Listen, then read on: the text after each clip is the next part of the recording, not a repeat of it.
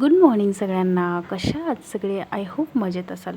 सकाळी उठली आणि डायरेक्ट आंघोळीला गेले. हेअर वॉश करायचं होतं, त्याच्यामुळे मी सगळ्यात आधी आंघोळ करून घेतले, हेअर वॉश केला आणि कामाला लागले. आम्हा बायकांना कधी कामं घरातले चुकणार आहे का? त्याच्यामुळे लगेच कामाला लागले. गादी वगैरे सगळं आवरून घेतलं, झाडू मारून घेतला, क्लिनिंग सगळ्यात आधी करते मी.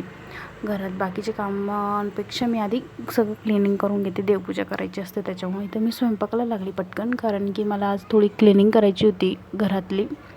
इथं मी उसळची भाजी पोळी करून घेतली. उसळची भाजी आम्हा दोघांना खूप जास्त आवडते, त्याच्यामुळे मी नेहमी जास्त करत येते. आमच्या इथे घंटागाडींचा काही टाईम टेबल नाही, कधीही येते, तिच्यामुळे माझी पोळीच करपली. त्याच्यामुळं म्हटलं जाऊ द्यायचं की होत असतं. आणि पोळ्या करून घेते पटापट. शंभूचे बाबा होते घरी, त्याच्यामुळे माझे कामं होऊन जातात पटापट. आता ते ड्युटीला गेले. शंभू बघा किती पसारा काढतो आहे.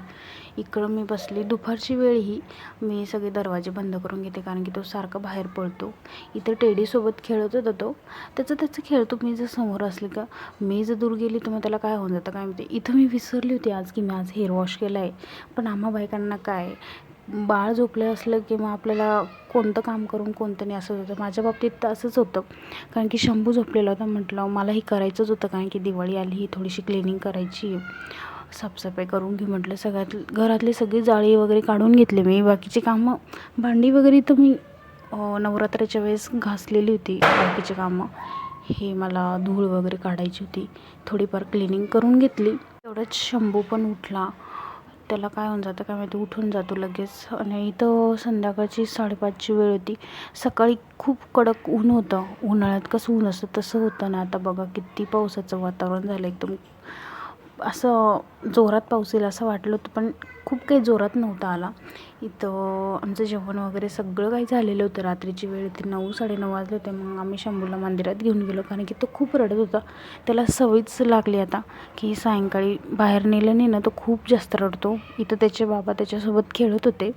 मंदिरात गणपतीचं मंदिर आहे आमच्या घराजवळ, तर आम्ही त्याला घेऊन आलो होतो इथं. आणि आलोच होतो तर आम्ही दोघांनी पण दर्शन घेऊन घेतलं गणपती बाप्पाचं. आणि मग काय गाईस, घरी आलो आम्ही रिटर्न. आणि घरी आली, दुसऱ्या दिवसाची तयारी करायची होती मला डब्याची. मी भेंडी वगैरे सगळं कापून ठेवलं होतं. सगळी भाजीची प्रिपरेशन असताना सगळं मी तयार करून ठेवते, म्हणजे सकाळी सकाळी गडबड नको व्हायला त्याच्यासाठी. आणि इथं मी भेंडी वगैरे सगळं आधीच धुवून ठेवलं होतं, मग पुसून ठेवलं. मग तिकडनं आलो आणि मग त्याला कापून घेतलं. सो गाईज, असं होतं माझा आजचा दिवस. बाय.